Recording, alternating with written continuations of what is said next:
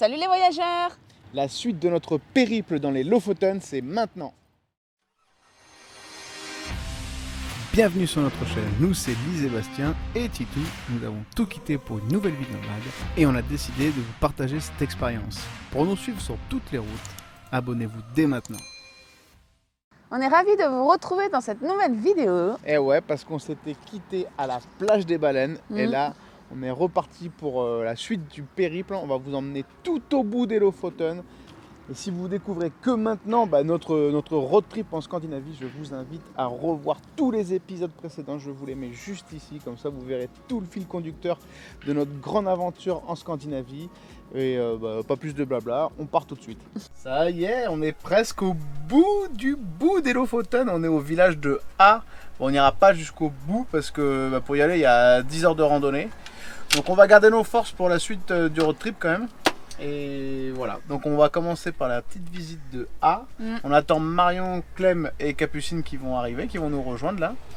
Ouais, et on va aller se manger une glace. Ah non, c'est pas ça. Et le programme c'est la glace. Non. Ah, il fait super beau comme on vous a dit tout à l'heure, donc pourquoi pas déguster une petite glace, il commence à faire bon. Et en fin de journée, parce qu'il y avait vraiment beaucoup de monde à Rennes, pour faire la fameuse randonnée des 1500, 1600, je sais plus exactement, marches, pour avoir l'un des plus beaux points de vue des Lofoten. Donc on verra ça plutôt en fin de journée, en espérant qu'il y ait un peu moins de monde. Donc on va faire un petit tour d'abord dans ce village.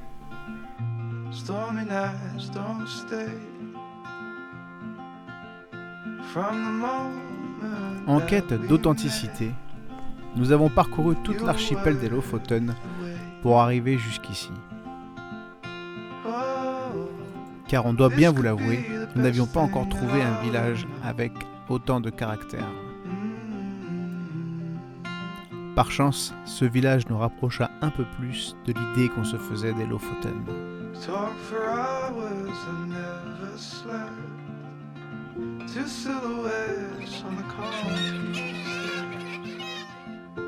Watch the sun as it slowly crept from the horizon to the place we met. Oh, this could be the best thing that I'll ever know. C'est stylé là. On a bien fait de se promener dans le village de A, parce que franchement ça vaut le coup là, c'est trop beau. Des petites cabanes de pêcheurs toutes rouges là, avec l'eau transparente. Non mais regarde la couleur de l'eau. C'est archi transparent.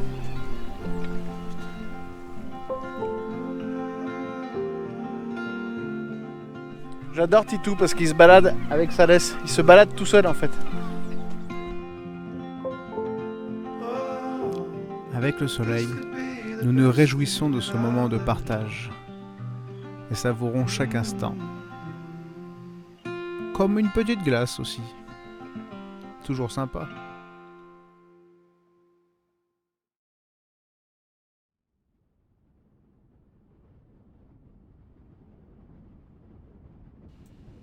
Il est temps pour nous de repartir.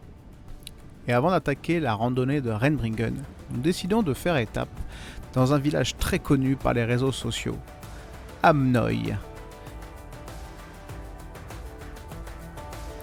Oui, vous la connaissez toutes, c'est la photo Instagram des Lofoten la plus connue. Mais on se rend compte rapidement que cette photo a été prise de ce pont, avec vraiment beaucoup de circulation. Et c'est à ce moment-là qu'on se dit que les réseaux nous vendent vraiment souvent du rêve. Heureusement, avec le drone, nous avons pu nous offrir un autre point de vue.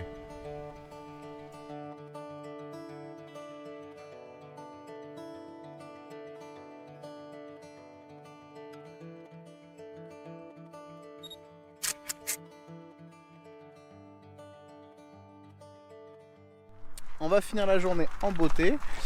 On va faire donc la randonnée des marches pour avoir la vue sur Rennes et sur les Lofoten. Juste pour info, c'est vraiment la guerre. La guerre du stationnement ici, je vous dis pas. Il y a vraiment beaucoup de monde. Ça a été compliqué de trouver une place. Mais bon, à force de patience et d'astuce, on a réussi.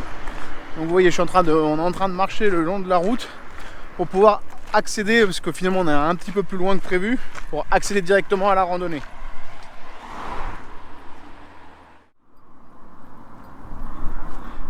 Voilà, là on a le panneau qui nous indique le chemin pour accéder à la randonnée. Il nous reste, on va dire, allez, un petit 500 mètres pour accéder directement aux marches. Est-ce que vous êtes motivé? Clément, est-ce que tu es motivé? Non, pas spécialement. Donc on va faire une randonnée épique avec des personnes pas motivées.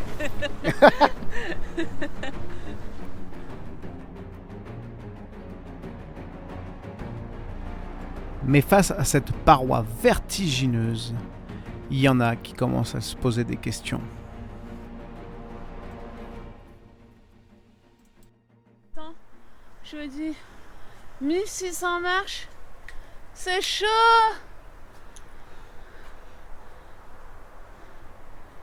C'est chaud là, je perds la motivation là, franchement.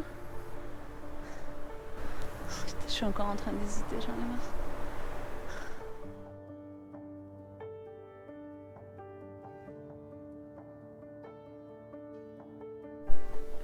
J'abandonne le navire.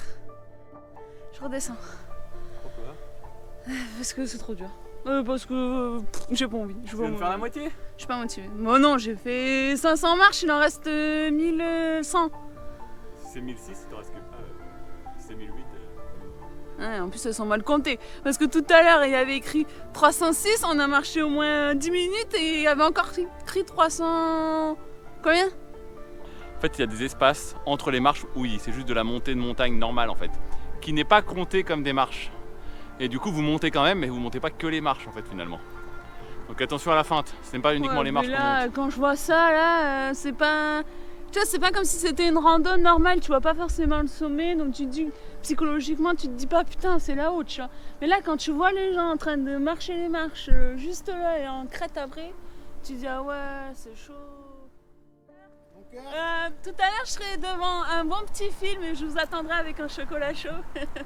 Allez, ciao. Je penserai à vous quand vous serez en train d'en chier. Bisous. Allez, Titou, on y va. Non, je pense surtout qu'elle était vraiment pas motivée et faire les choses pour les faire, c'est sûr que quand ça devient une contrainte, c'est plus intéressant. Et nous, on est curieux, on est comme Saint Thomas, on a envie de le voir de nos propres yeux, de nous faire notre propre opinion de ce célèbre point de vue qui apparemment est tellement emblématique qu'il serait peut-être l'un des plus beaux des Lofoten. La vérité se trouve en haut.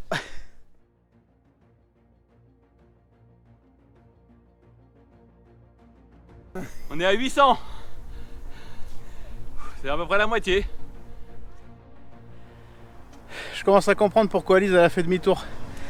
Elle a dû sentir, le traquenard a dû se dire, allez, les 400 dernières marches vont piquer, je leur laisse. Franchement, on commence à un petit peu en chier quand même, hein. Faut être honnête là. À part Clément qui fait genre, le mec survole la rando, il a déjà pris de l'avance sur moi. Déjà monté en haut, je vais redescendre des Bastiens. Bon allez.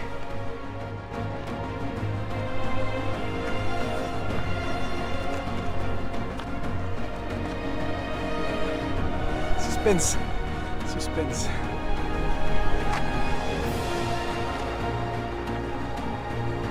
Ouh, ça y est. Regardez-moi cette vue. Incroyable, on a une lumière splendide, lumière du soir.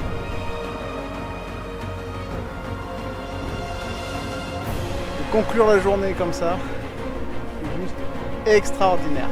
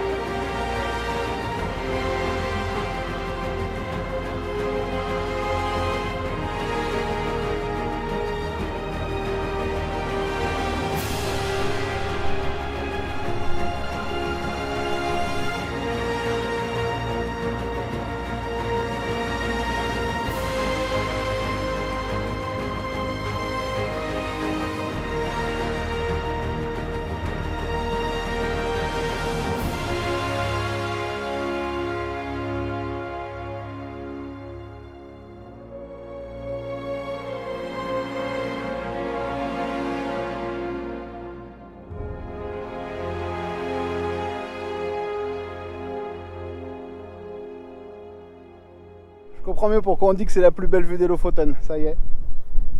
J'ai compris. L'effort fourni, il est un peu violent, mais il est court. Donc du coup, on est récompensé fois 1000 de voir. On voit quasiment toute la chaîne, des Lofoten devant nous, tellement c'est clair aujourd'hui. On voit cet arc de cercle que forment les îles des Lofoten.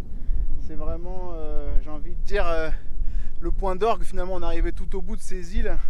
On a bravé le temps, on a bravé le mauvais temps. C'était pas les bonnes conditions. On a été patient et ça a payé la patience, parce que regardez ça. La nature nous offre toujours un spectacle de dingue.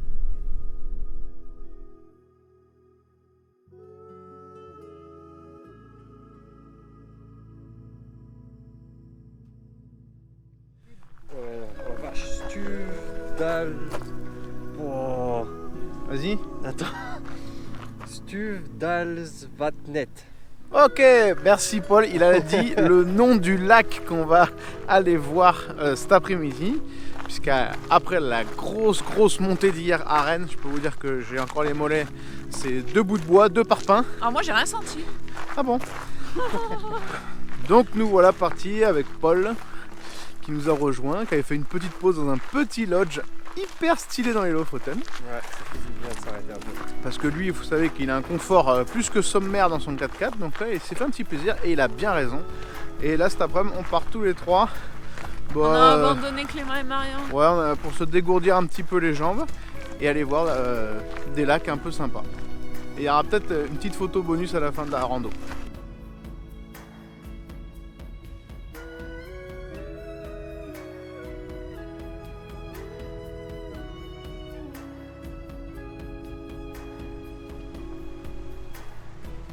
J'ai oublié de vous préciser que déjà ça dure un quart d'heure, 20 minutes. Hein. Si on veut s'arrêter au point de vue, il y a un très joli lac. Et en fait on est sur les hauteurs de A. On est presque arrivé au village de A, donc c'est un petit peu avant. Donc c'est un truc à faire. J'ai envie de dire, surtout si en plus vous êtes en famille, c'est ultra easy à faire. Et ce qui fait le charme de ce lac, c'est quelque chose que nous ne pouvons pas voir à l'œil nu. Ah ah ah! Regardez, j'ai même la piste de décollage, elle est juste là. En décollant d'ici, vous voyez là, cette vue là, eh ben on va avoir beaucoup mieux.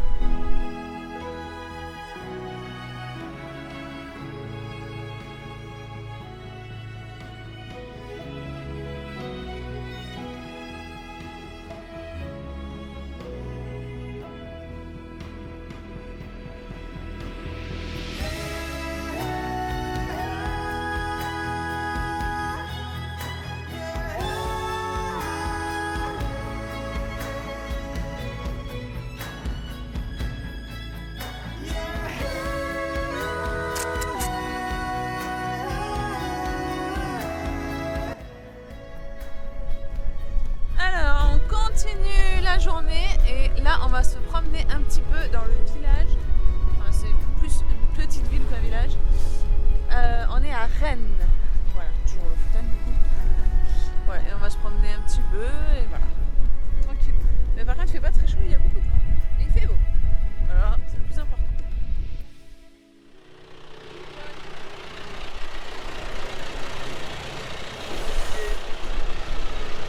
La bonne tête de morue! Qui veut de la morue toute fraîche? Ah non, pas du tout, très fraîche, très séchée. Ça sent bon, dis donc. Regardez, on est bien là, petit sympa, les mecs qui se mettent bien, des petites tables de camping pour prendre le casse-croûte, boire un coup. Ambiance sympa, j'ai envie de dire. Ambiance conviviale. Ambiance, ça pue le poisson. Par contre, au niveau odeur, ouais, la morue séchée, même séchée, pour ceux qui ne savaient pas, le bacalao, ça pue de ouf. On va aller là où il y a des petits, regardez, Lisa elle est partie avec Titou là. Voilà les petites cabanes de pêcheurs.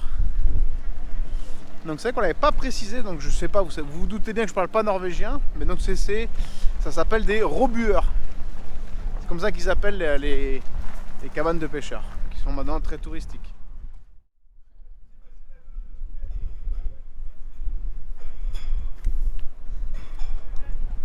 Et donc, bon, on a le soleil en pleine tête, donc je pense que vous n'allez pas voir, mais hier, j'étais tout là-haut avec Clément. Tout là-haut, tout là-haut. Qu'est-ce qu'il y a, Paul? Qu'est-ce que tu veux? Eh ben, je voudrais que tu me dises si je passe sous les 2,20 m ou quoi. Ok, mission. On vient d'arriver sur le parking de l'une des plus belles plages de Norvège, de Lofoten précisément, et Paul doit se garer. Mais il y a une barre de hauteur, chers amis, ça passe. Parce que c'est une petite chaîne, donc normalement ça passe. Allez, regardez, elle est là. Un petit 2,20 m, et même quand on a un 4x4 d'aventure, eh ben on passe pas partout.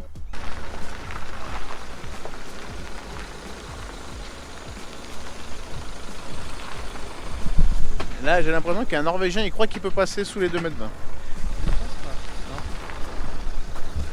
Tu ne passes pas avec ton... Non, non, non, c'est sûr. Doucement. Ah, tu vas toucher, mais vas-y. Que je dégonfle les pneus. Oh, c'est bon, tu vas toucher un peu, vas-y. C'est bon. Easy. Il est passé. Ils ont été malins quand même, ils ont mis la petite chaîne pour que les mecs puissent passer quand même. Nous en France, on aurait été assez cons pour mettre une barre rigide, genre no way.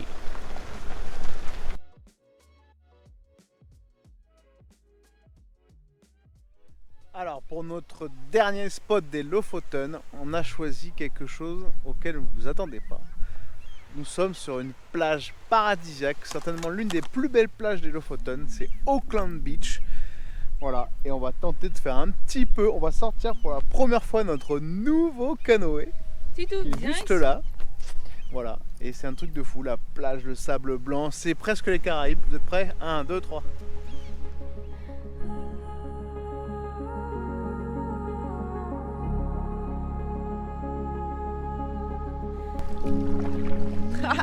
On fait du canoë au Lofoten.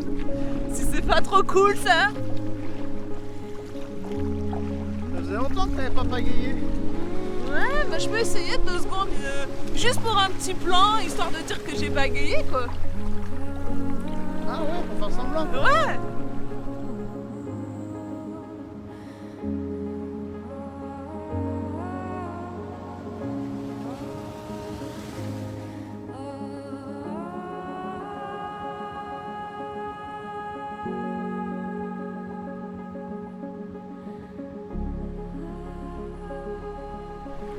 C'est trop stylé là.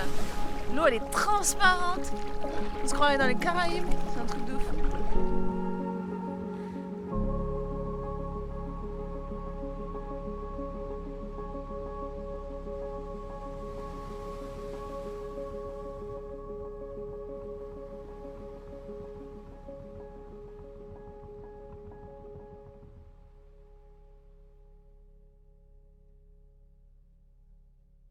Et voilà, bah c'est sur les images de Auckland Beach qu'on finira, c'est notre dernière étape dans les Lofoten. Ouais.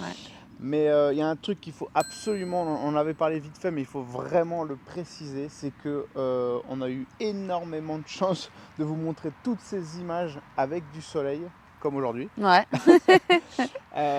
Voilà, parce qu'en fait, tourner 2 vidéos en 3 jours, c'était une prouesse, non? Ouais, c'était dur. Bah, 3 jours de beau temps, on en a profité. Hein. Voilà. On a fait un max de choses. Voilà, 3 jours sur 15 jours. Donc je pense qu'on est resté à peu près 15 jours au Lofoten. Donc c'est pour vous donner une fourchette du temps qu'il fait, même en plein été. Voilà, c'est assez compliqué le climat, la météo change très vite. Donc voilà, fallait préciser ça parce que c'est vrai qu'on avait beaucoup de... Les images sont très jolies, mais on en a chié aussi pas mal. Ouais. Donc on l'a mérité.